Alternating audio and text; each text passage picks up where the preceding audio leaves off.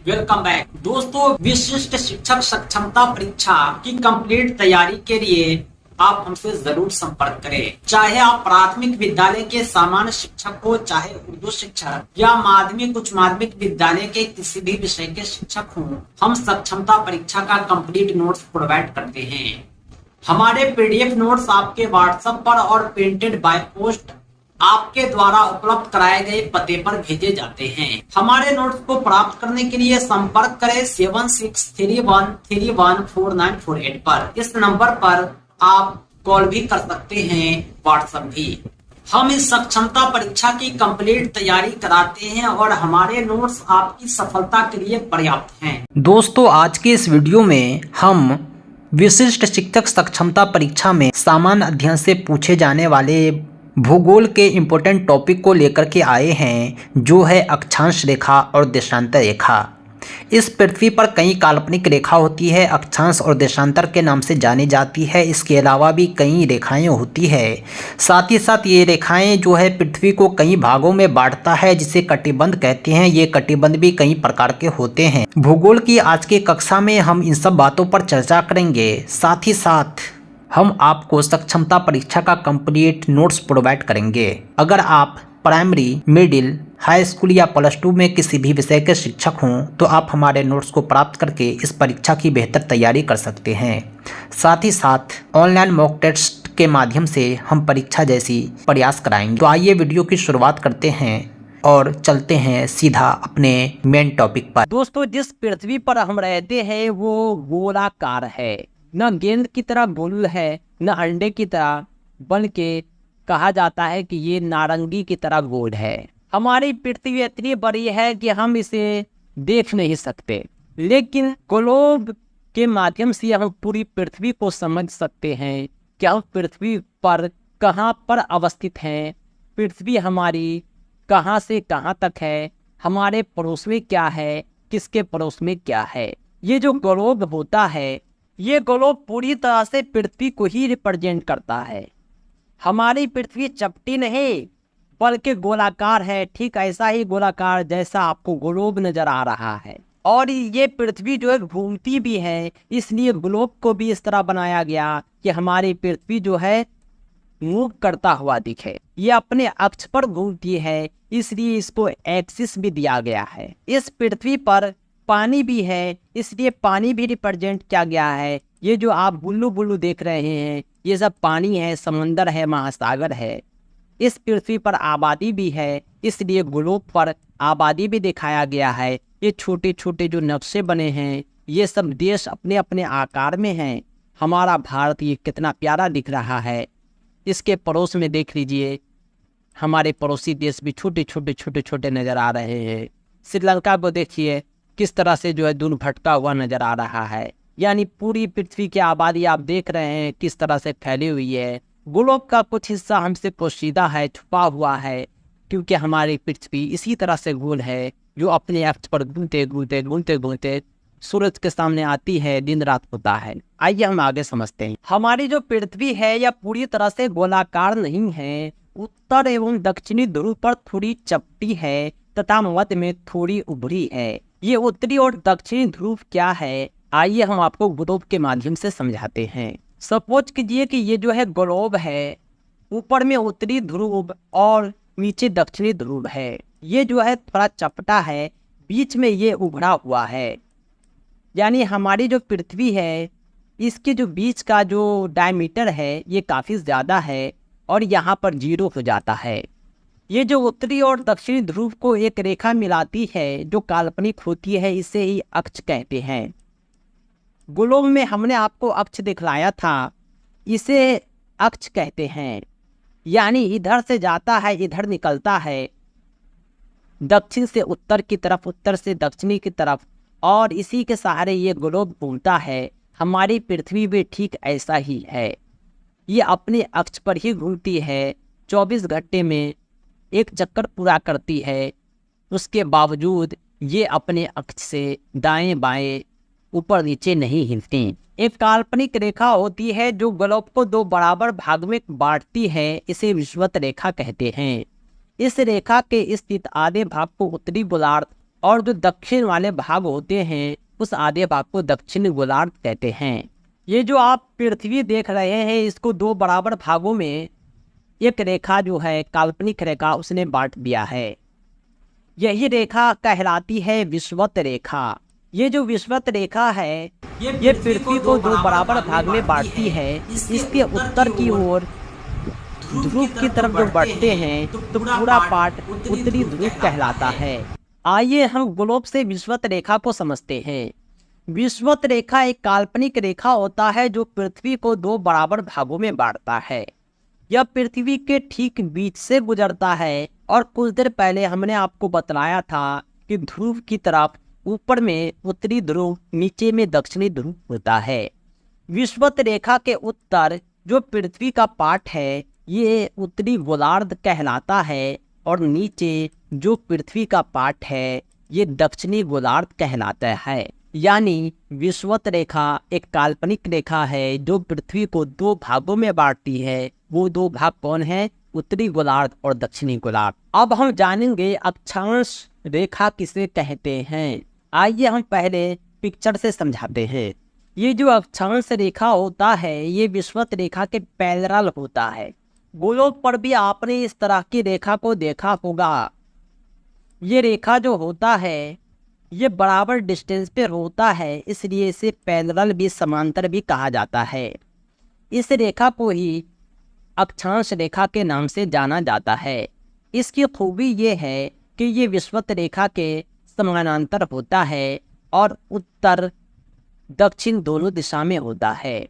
उत्तर की ओर जो रेखा है ये उत्तरी अक्षांश रेखा, दक्षिण की ओर जो रेखा है उसे दक्षिणी अक्षांश रेखा कहते हैं। इसकी दूरी को डिग्री में मापा जाता है। उत्तर की ओर की रेखा को 30 डिग्री उत्तरी अक्षांश, 45 डिग्री उत्तरी अक्षांश इस प्रकार मापते हैं। दक्षिण की ओर वो अक्षांश रेखा है उसे 15 डिग्री दक्षिणी अक्षांश, 30 डिग्री दक्षिणी अक्षांश इस तरह मापते हैं। कहने का मतलब ये है कि विषुवत वृत्त से ध्रुवों तक स्थित सभी समांतर वृत्त को अक्षांश रेखा कहते हैं। विषुवत वृत्त जो होता है 0 अंश यानी 0 डिग्री अक्षांश को दर्शाता है। ऊपर की ओर हम बढ़ेंगे तो हम 5, 10, 15, 20 होते हुए 90 तक पहुंचेंगे, नीचे भी 90 तक। यानी विषुवत वृत्त के उत्तर जो सभी समांतर रेखा है उसे उत्तरी अक्षांश, विषुवत वृत्त के दक्षिण जो सभी समांतर रेखा है उसे दक्षिणी अक्षांश कहते हैं। जितने भी अक्षांश रेखाएं हैं सभी आपस में समानांतर होते हैं और सभी रेखाओं का अपना अपना नाम भी है। जितने भी काल्पनिक रेखा हैं वो किस नाम से जाने जाते हैं, आइए उससे हम आपको परिचित कराते हैं। लेकिन उससे पहले आप जान लें ये जो पैमाना है इसे हम डिग्री में मापते हैं। उत्तर की ओर 23 डिग्री 30 इंच उत्तरी अक्षांश, 66 डिग्री 30 इंच दक्षिणी अक्षांश। 0 डिग्री जो अक्षांश रेखा है इसे भूमध्य रेखा भी कहते हैं। अगर हम उत्तर की ओर बढ़ेंगे 23.5 डिग्री तो ये कर्क रेखा कहलाएगा। अगर हम दक्षिण की ओर 23.5 डिग्री बढ़ेंगे तो ये मकर रेखा कहलाएगा। ध्यान रहे कि सभी अक्षांश रेखाएं आपस में समानांतर हैं। अगर हम उत्तर की ओर 66.5 डिग्री बढ़ते हैं तो इसे उत्तर ध्रुव वृत्त कहेंगे। यानी यहाँ पर जो वृत्त बन रहा है ये उत्तर ध्रुव वृत्त कहलाता है। ऐसा वृत्त नीचे भी बनता है जो दक्षिण ध्रुव वृत्त कहलाता है।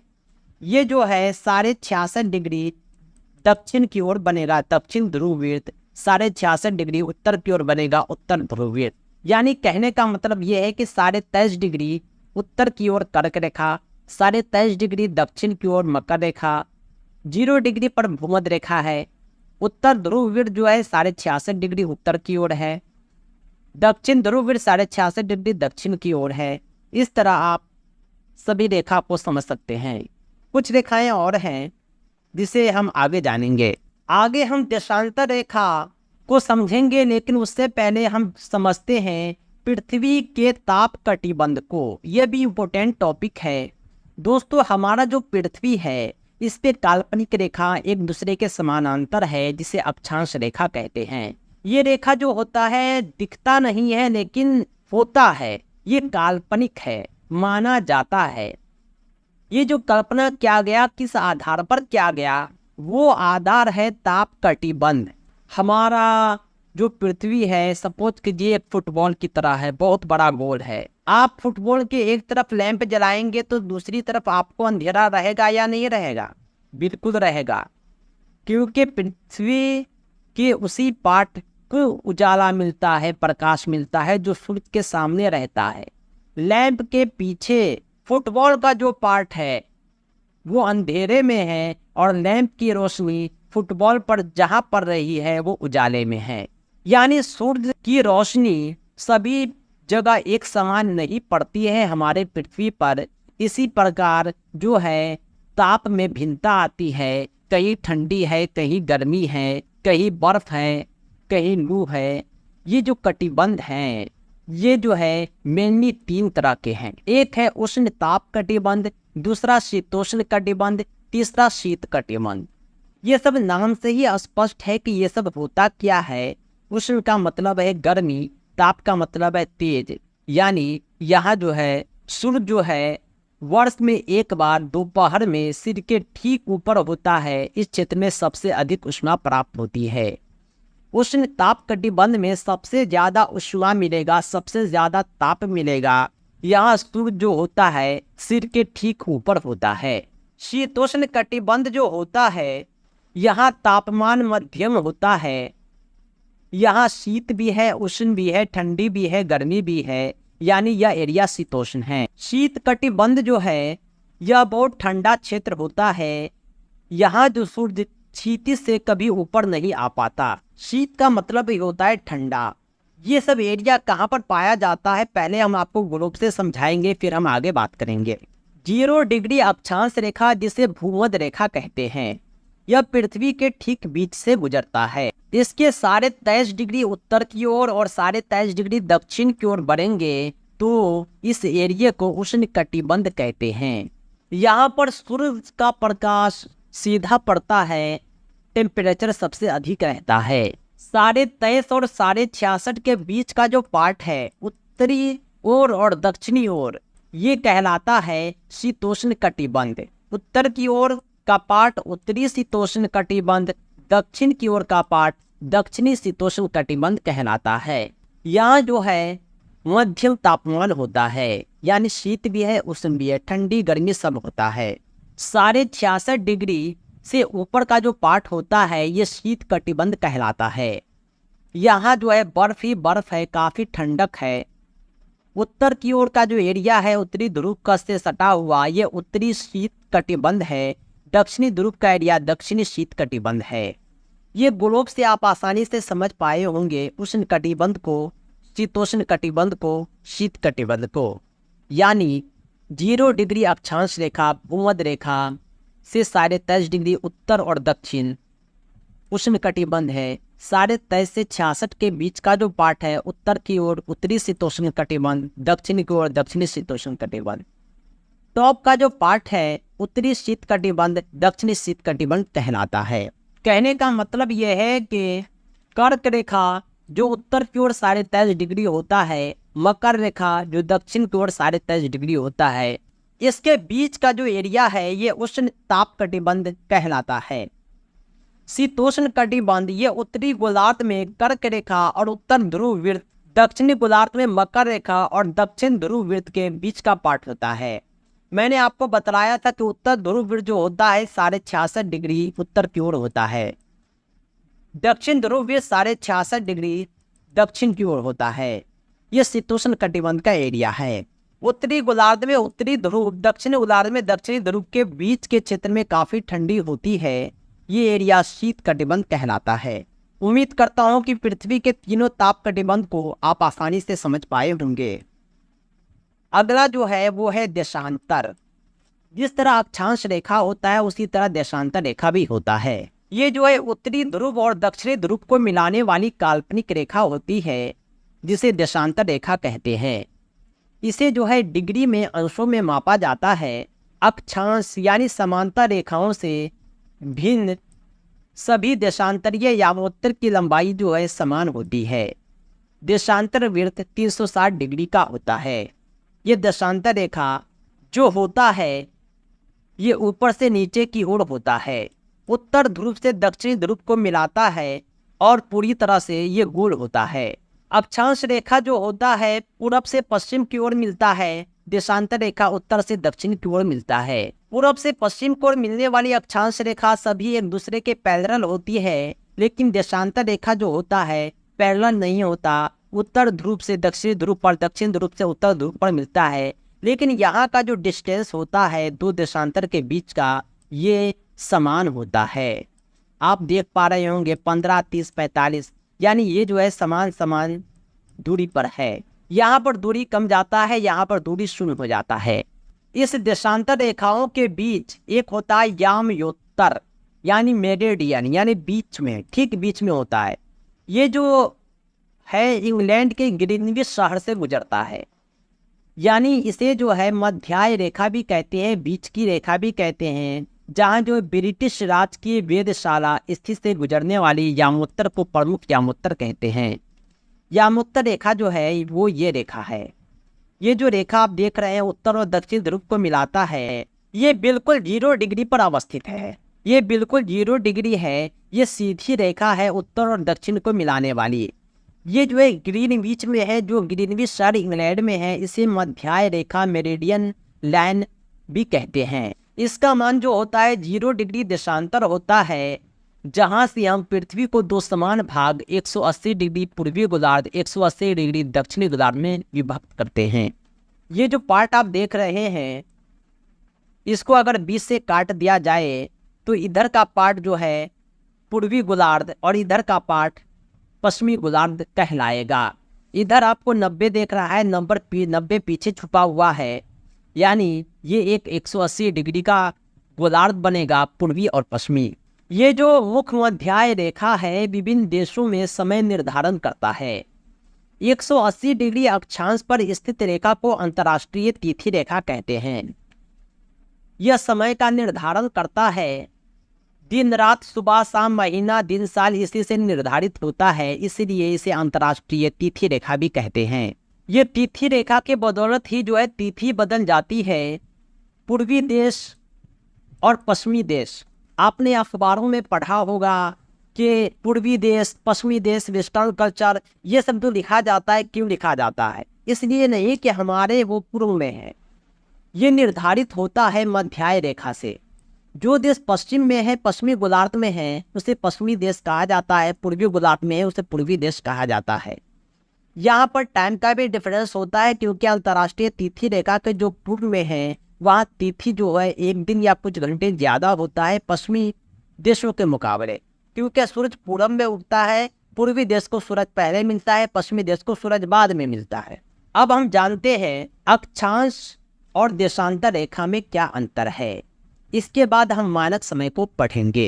ये जो अक्षांश रेखा है यह विषुवत वृत्त के उत्तर या दक्षिण में स्थित किसी बिंदु की कोणीय दूरी है, जिसे डिग्री में मापते हैं। और देशांतर रेखा विषुवत वृत्त पर बनी वह कोणीय दूरी है जिसे डिग्री में मापते हैं। इसे ग्रीनविच के पूर्व और पश्चिम 0 से 180 डिग्री तक मापा जाता है। एक बार फिर हम आपको पिक्चर दिखाते हैं।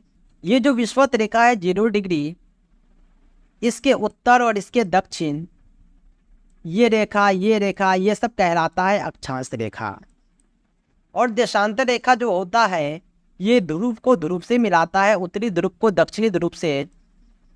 ये जो होता है मध्याय रेखा के उत्तर, मध्याय रेखा के पश्चिम और पूर्व होता है, जो पृथ्वी को पश्चिमी गोलार्ध और पूर्वी गोलार्ध में बांटता है। यानी सभी अक्षांश रेखा विषुवत वृत्त के समानांतर होती है और देशांतर के सभी यामोत्तर ध्रुव पर मिलते हैं।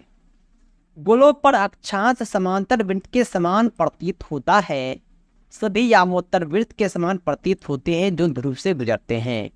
यानी जो यामोत्तर रेखा है, देशांतर रेखा है, ये जो है वृत्त के समान तो प्रतीत होते हैं, लेकिन ये ध्रुव से गुजरते हैं।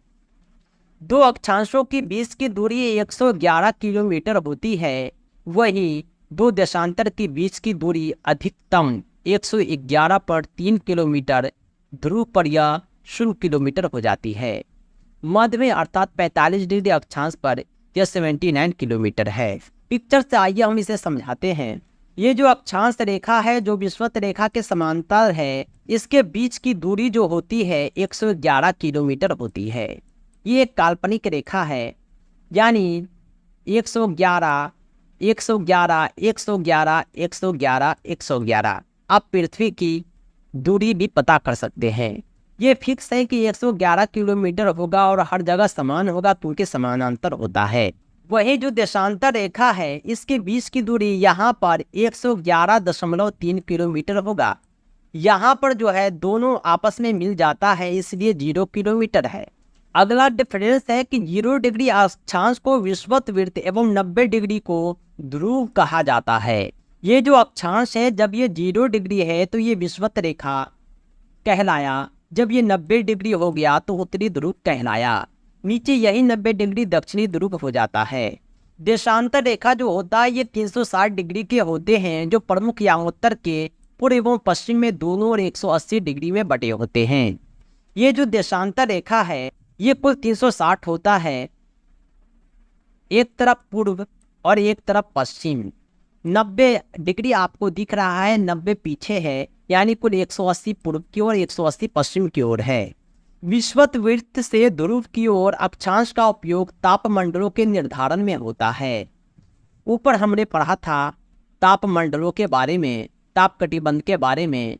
0 डिग्री से 23.5 डिग्री यानी कर्क रेखा की ओर बढ़ते हैं तो उष्ण कटिबंध है, 23.5 से 66 की ओर बढ़ते हैं तो शीतोष्ण कटिबंध है, 66.5 से 90 के बीच का जो एरिया है वो शीत कटिबंध है। जबकि देशांतर में ऐसा नहीं होता है, इसका प्रयोग जो होता है वो समय के निर्धारण में होता है। जो मानक समय है इसी से निर्धारित होता है। पूर्व के देशों में समय बढ़ जाता है, पश्चिम के देशों में समय घट जाता है। ये मानक समय क्या है, आइए हम आगे जानते हैं। अब हम जानेंगे मानक समय के बारे में। पूरे दुनिया का टाइमिंग एक है, पूरे दुनिया का डेट एक है, सब एक ही कैलेंडर एक ही टाइम को फॉलो करता है। ये निर्धारण किस आधार पर होता है, यही कहलाता है मानक समय। समय को जो हम मापते हैं सबसे अच्छा साधन है पृथ्वी, चंद्रमा एवं ग्रहों की गति, क्योंकि ये जो ग्रह की गति है ये फिक्स है, ये निर्धारित समय अंतराल पर रिपीट होती है। हम गणना कर सकते हैं कि यह कितने अंतराल के बाद रिपीट हुआ है। सूर्योदय सूर्यास्त प्रतिदिन होता है, अर्थात स्वाभाविक है कि पूरे विश्व में समय का निर्धारण का सबसे अच्छा साधन यही है कि हम सूर्य का प्रयोग करें। हमारी जो पृथ्वी है पश्चिम से पूर्व की ओर चक्कर लगाती है। हमारी पृथ्वी पश्चिम से पूर्व की ओर चक्कर लगाती है, यानी जो स्थान ग्रीनविच से पूर्व में है उनका समय ग्रीनविच समय से आगे होगा, जो पश्चिम में है उनका समय ग्रीनविच समय से पीछे होगा। क्योंकि हम ग्रीनविच को अंतर्राष्ट्रीय तिथि रेखा, प्रमुख ज्ञानोत्तर रेखा मानते हैं, क्योंकि यह पृथ्वी के बीच का पार्ट है। पूर्व में सूरज उगता है, इसलिए जो देश पूर्व में है वहाँ सूरज पहले अवेलेबल होता है, वहाँ दिन पहले होता है, उसका समय आगे है। पश्चिम में सूरज डूबता है, इसलिए पश्चिम के देशों में सूरज बाद में पहुँचता है, इसलिए उनका समय पीछे है। समय के गणना की विधि क्या है, आइए हम जानते हैं। समय की गणना की विधि जो हम करते हैं वो इस आधार पर करते हैं कि पृथ्वी लगभग 24 घंटे में अपने अक्ष पर 360 डिग्री घूम जाती है। ये पृथ्वी 24 घंटे में 360 डिग्री घूमती है तो 1 घंटे में कितना डिग्री घूमेगी, 15 घंटा। जब आप 360 को 24 से भाग देंगे तो आपको 15 प्राप्त होगा, यानी हमारी पृथ्वी 1 घंटे में 15 डिग्री घूमती है तो 24 घंटे में 360 डिग्री घूमती है, अपने अक्ष पे पूरी तरह घूम जाती है। इस घंटा को जब आप मिनट में बदलेंगे तो 60 मिनट में 15 डिग्री घूमती है, यानी 4 मिनट में 1 डिग्री घूमती है। 60 मिनट में जब 15 डिग्री घूमेगा तो 4 मिनट में 1 डिग्री घूमेगा, यानी हमारी पृथ्वी की ये गति है 24 घंटे में 360 डिग्री, 1 घंटे में 15 डिग्री, 4 मिनट में 1 डिग्री। इस तरह जब ग्रीनविच में दोपहर के 12 बजते हैं तो ग्रीनविच से पूर्व में जो देश हैं वहाँ 1 बज जाता है। अगर वे 15 डिग्री पूर्व हैं तो उनका समय जो होता है 15 चौके 60, 1 घंटा आगे होता है। अगर वे 15 डिग्री पीछे के देश हैं तो उनका समय 15 चौके 60, 1 घंटा पीछे होता है। अब हमारे देश भारत की स्थिति क्या है, यहाँ का मानक समय क्या है, आइए हम जानते हैं। भारत की जो स्थिति है वो 82 डिग्री 30 इंच यानी 82.5 डिग्री पूर्व की ओर है, जो मानक यामोत्तर से माना गया है। ग्रीनविच से 82.5 डिग्री पूर्व में है। पूर्व के देशों में समय जो होता है अधिक होता है, आगे होता है। आइए हम 82.5 डिग्री को कन्वर्ट करते हैं, कितना घंटा होता है। हमने ऊपर आपको बतलाया कि 15 डिग्री 1 घंटे के बराबर होता है, तो 75 डिग्री कितने के बराबर होगा? 5 घंटे के बराबर हो जाएगा। 75 और 82 यानी 7.5 आपके पास शेष है। जब 15 डिग्री 1 घंटा होता है तो 15 का आधा 7.5 आधा घंटा हो जाएगा। अब सवाल ये उठता है कि 5 घंटा और आधा घंटा कितना होता है? तो 5.5 घंटा होता है। यानी जब हमारा जो भारत है ग्रीनविच से 82.5 डिग्री पूर्व में है, तो ग्रीनविच समय से 5.5 घंटा हमारा समय आगे रहेगा। पूर्व के होने की वजह से आगे, 82.5 डिग्री होने की वजह से 5.5 घंटा आगे। इसलिए यह स्पष्ट है कि जब लंदन में दोपहर के 2 बजेंगे तो भारत में 7:30 बजेंगे। जब लंदन में 1 बजेंगे तो दोपहर में हमारे देश में 6:30 बजेंगे। इस प्रकार आप समय का कैलकुलेशन कर सकते हैं। पृथ्वी को 1-1 घंटे वाले 24 समय क्षेत्रों में बांटा गया है। इस प्रकार प्रत्येक समय क्षेत्र 15 डिग्री देशांतर तक के क्षेत्र को घेरता है। पीछे पश्चिम 12 मानक समय यानी 15 गुने 12 180। आगे पूर्व में जो भी देश हैं 15 गुने 12 180 डिग्री। पृथ्वी अपने 24 घंटे में अपने अक्ष पर 360 डिग्री घूम जाती है। यानी हमने भारत के भी मानक समय को समझ लिया है। हमारे जो भारत की स्थिति है वो 82.5 डिग्री पूर्व की ओर है ग्रीनविच से, इसलिए हमारा यहाँ का समय ग्रीनविच से आगे होता है। तो दोस्तों आज के लिए इतना ही। कंप्लीट तैयारी के लिए विशिष्ट शिक्षक सक्षमता परीक्षा कंप्लीट नोट्स के लिए आप हमसे जरूर संपर्क करें 7631314948 पर। पाठ्यक्रम आधारित संपूर्ण अध्ययन सामग्री के माध्यम से कम समय में आप बेहतर तैयारी कर पाएंगे और अपनी सफलता सुनिश्चित कर पाएंगे और राज्यकर्मी का सपना आपका पूरा हो पाएगा। दोस्तों इस सक्षमता परीक्षा के नोट्स और अपडेट के लिए आप हमारी वेबसाइट www.teacherahmed.com को भी विजिट करें। साथ ही साथ हमारे एंड्रॉयड ऐप टीचर रहमत को प्ले स्टोर से जरूर डाउनलोड करें। इसका लिंक आपको इस वीडियो के डिस्क्रिप्शन में भी मिल जाएगा। दोस्तों आज के लिए इतना ही। हम मिलते हैं नेक्स्ट वीडियो में एक अमेजिंग टॉपिक के साथ। Thanks for watching. धन्यवाद।